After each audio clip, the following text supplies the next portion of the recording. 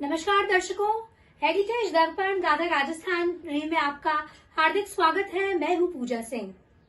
दर्शकों, वरिष्ठ पत्रकार स्वर्गीय बिशन सिंह जी शेखावत ने ब्राह्मणों के गांव बोबाड़ी के बारे में 30 साल पहले लिखा था। इस बारे में खास जानकारी देने के लिए हमारे साथ हैं जितेंद्र सिंह जी शेखावत, वरिष्ठ पत्रकार हैं, इतिहासकार हैं। सर, ये बोबाड़ी गांव के बारे में बताइए हमारे दर्शकों को।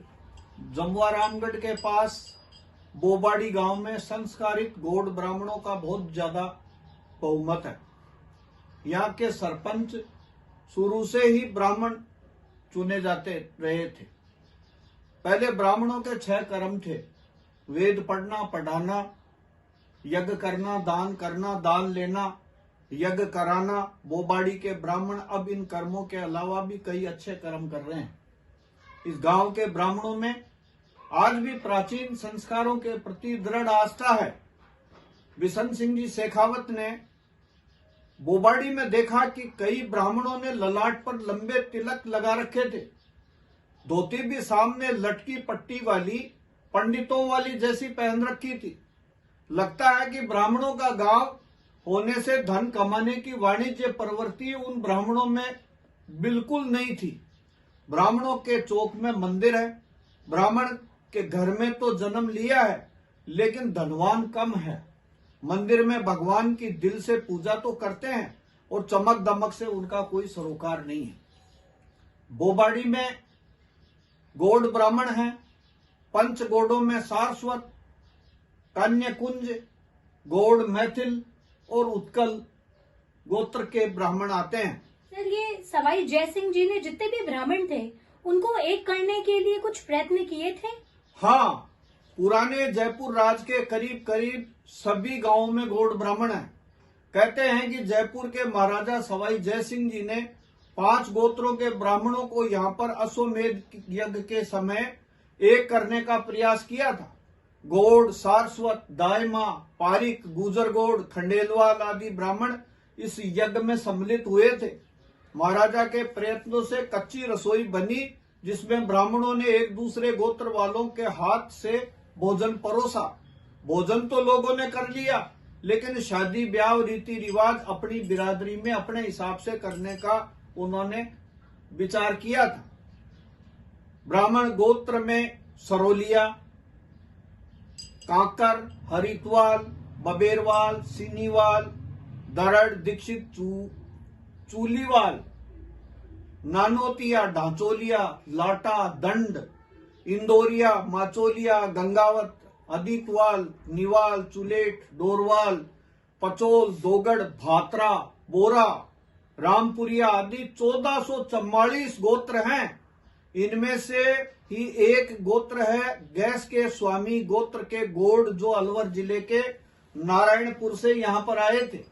इनमें से कुछ मोरिजा और मनोरपुर चले गए। बोबाड़ी में करीब करीब सभी ब्राह्मण परिवारों के पास खेती की जमीन है। मकान पक्के हैं। इस गांव की पंचायत के तहत भोजपुरा, गोड़, नेकावाला, गोखलिया, वाड़ा, बामणवास, डूंगरपुर हैं और डूंगरपुर शिवलिंग बहुत पुराना बताते हैं। ब्राह्मणों का गांव होने से शिक्षा के प्रति प्रारंभ से ही रुचि रही है। 60-70 के करीब तो इस गांव में 30 साल पहले अध्यापक थे। 700 लोगों में से 380 लोग हैं और महिलाओं में 713 में से 71 साक्षर हैं, पढ़े लिखे हैं। बोबाड़ी में ब्राह्मण और जाटों के साथ अनुसूचित जनजाति के भी लोग रहते हैं। बोबाड़ी में देवली नाम की एक जाटों की एक लड़की थी। वो अपने पति के साथ जीवित जल गई थी। ब्राह्मणों का गांव होने का असर ये हुआ कि रैगर अपने लिए चमड़े का काम भी गठवाड़ी से करवा करके लाते हैं। ब्राह्मणों का गाय से संबंध रहा है। यहाँ का कांकड़ तो 222 परिवारों के लायक थोड़ा है। गोचर जमीन के लिए कम रहती है।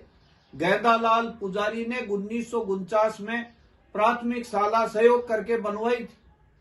बोबाड़ी में व्यापार तो कम है, कुछ लोग बाहर चले गए, पर सांगानेरी गेट पर जगदीश भोजनालय यहाँ के ब्राह्मणों का ही है। प्रहलाद राय शर्मा इस गांव के पहले सरकारी कर्मचारी हुए थे। अब शिक्षा विभाग में यहाँ के सर्वाधिक कर्मचारी हैं। इस गांव के कल्याण साय शर्मा कोटपुतली महाविद्यालय में अर्थशास्त्र के व्याख्याता हैं।